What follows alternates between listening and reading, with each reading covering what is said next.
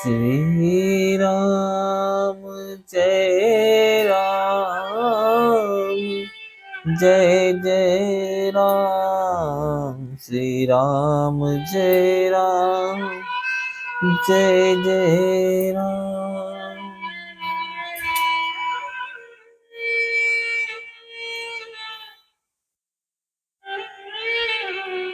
देखे जहाँ तहाँ रघुपति जेते, शक्ति न सहित सकल सुर तेते। जीव चराचर जो संसारा, देखे सकल अनेक प्रकारा। सती जी ने जहां तहां जितने रघुनाथ जी देखे, शक्तियों सहित वहां उतने ही सारे देवताओं को भी देखा। संसार में जो चराचर जीव हैं वे भी अनेक प्रकार से सब देखे। उन्होंने देखा कि अनेकों वेश धारण करके देवता प्रभु श्री रामचंद्र जी की पूजा कर रहे हैं, परंतु श्री रामचंद्र जी का दूसरा रूप कहीं नहीं देखा। सीता सहित श्री रघुनाथ जी बहुत से देखे, परंतु उनके वेश अनेक नहीं थे। सब जगह वही रघुनाथ जी, वही लक्ष्मण और वही सीता जी। सती ऐसा देखकर बहुत ही डर गई। उनका हृदय कांपने लगा और देह की सारी सुध बुध जाती रही। वे आंख मूंद कर मार्ग में बैठ गई। फिर आंख खोलकर देखा तो वहां दक्ष कुमारी सती जी को कुछ भी न दिख पड़ा।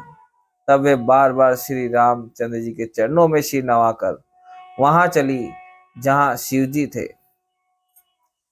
जब पास पहुंची तब शिव जी ने हंसकर कुशल प्रश्न करके कहा कि तुमने राम जी की किस प्रकार परीक्षा ली, सारी बात सच सच कहो।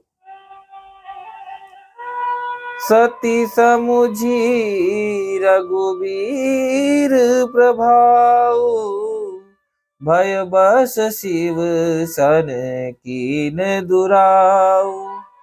कछु न परीक्षा लीन गोसाई, कीन प्रणाम तुम्हारी कीनाई।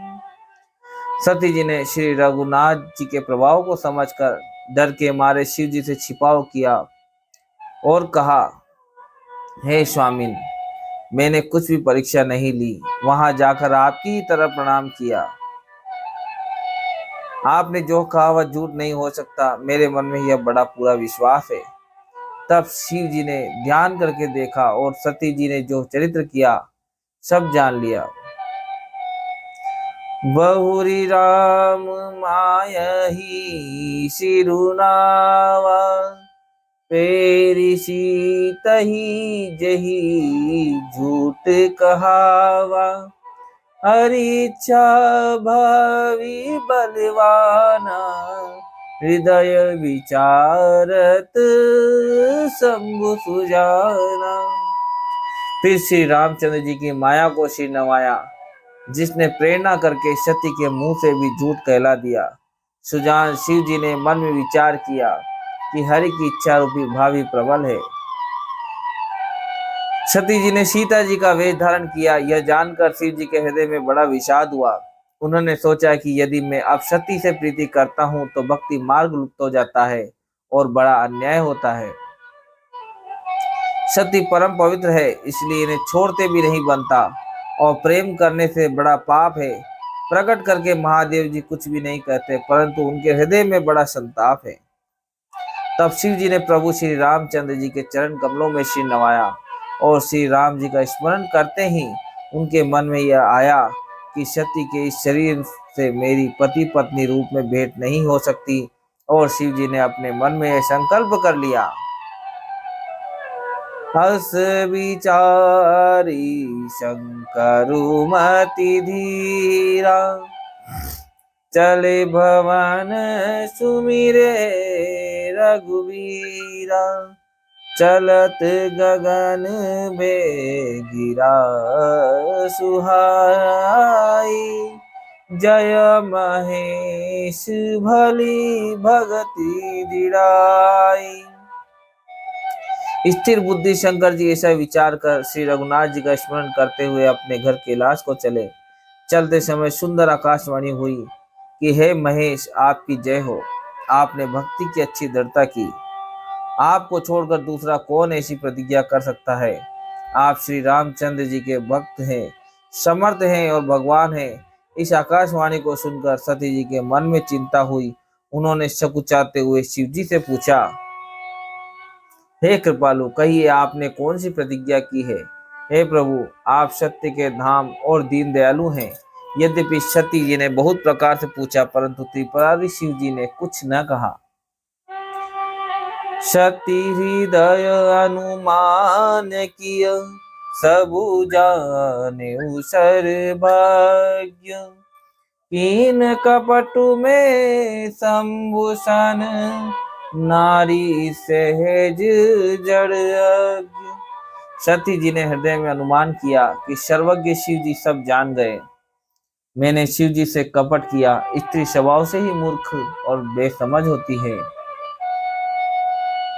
जलु पाय सरिस बिकाई, देखिउ प्रीति की रीत भली। बिलग होई रसु जाई, कपट खटाई परत पुनि। प्रीति की सुंदर रीति देखिए कि जल भी दूध के साथ मिलकर दूध के समान भाव बिकता है, परंतु फिर कपट रूपी खटाई पड़ते ही पानी अलग हो जाता है, दूध फट जाता है और स्वाद प्रेम जाता रहता है। अपनी करनी को याद करके सती जी के हृदय में इतना सोच है और इतनी अपार चिंता है कि जिसका वर्णन नहीं किया जा सकता। उन्होंने समझ लिया कि शिव जी कृपा के परम अथाह सागर हैं। इससे प्रकट में उन्होंने मेरा अपराध नहीं किया। शिव जी का रुख देखकर सती जी ने जान लिया कि स्वामी ने मेरा त्याग कर दिया और वे हृदय में व्याकुल हो उठी। अपना पाप समझकर कुछ कहते नहीं बनता, परंतु हृदय भीतर ही भीतर कुम्हार के आवे के समान अत्यंत जलने लगा। वृषकेतु शिव जी ने सती को चिंता युक्त जानकर उन्हें सुख देने के लिए सुंदर कथाएं कही। इस प्रकार मार्ग में विविध प्रकार के इतिहासों को कहते हुए विश्वनाथ कैलाश जा पहुंचे। वहां फिर शिव जी अपनी प्रतिज्ञा को याद करके बड़ के पेड़ के नीचे पद्मासन लगाकर बैठ गए। शिव जी ने अपना स्वाभाविक रूप संभाला। उनकी अखंड और अपार समाधि लग गई। सती बस ही कैलाश तब, अधिक सोचु मन माही। मरमु न को जान कछु, जुग सम दिवस सिराही। तब सती जी कैलाश पर रहने लगी। उनके मन में बड़ा दुख था। इस रहस्य को कोई कुछ भी नहीं जानता था। उनका एक एक दिन युग के समान बीत रहा था। सती जी के हृदय में नित्य नया और भारी सोच हो रहा था कि मैं इस दुख समुद्र के पार कब जाऊंगी। मैंने जो श्री रघुनाथ जी का अपमान किया और फिर पति के वचनों को झूठ जाना, उसका फल विधाता ने मुझको दिया। जो उचित था वही किया, परंतु हे विधाता, अब मुझे यह उचित नहीं है जो शंकर से विमुख होने पर भी मुझे जिला रहा है।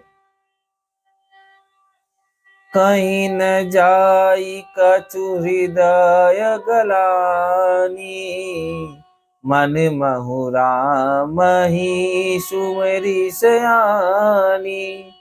जो प्रभु दीन दयालु कहावा, आरती हरन वेद जसु गावा। सती जी के हृदय की ग्लानि कुछ कही नहीं जाती।